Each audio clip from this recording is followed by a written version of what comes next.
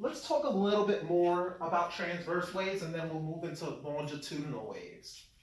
So now I have a slinky. In this case, the waves I'm going to create are going to travel through the slinky. And let's look again at a transverse wave just one more time. Oh, nope, doesn't look that good. Hold on. Let's see.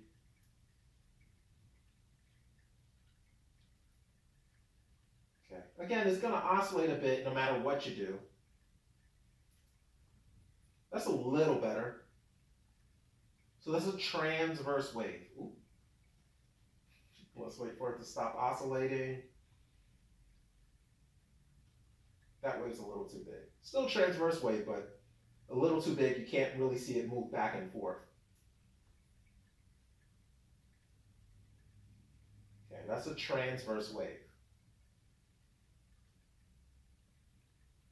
And you should notice in that transverse wave, the wave starts at my hand and moves towards the shelving.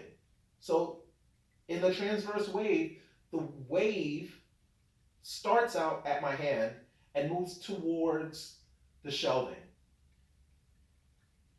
However, the medium is moving up and down. And we'll talk about that a bit more when we start looking at other waves and how they move, but in this transverse wave, the wave goes back and forth, but the medium goes up and down.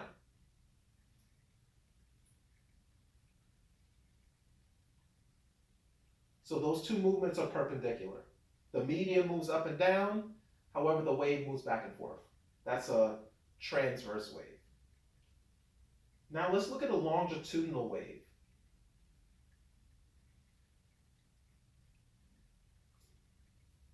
Here goes our longitudinal wave.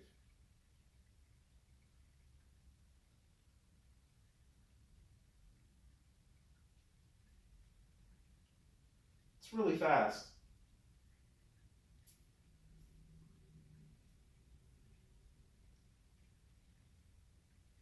And you may want to pay attention to how I'm creating this wave because it's very different from how I would create a transverse wave.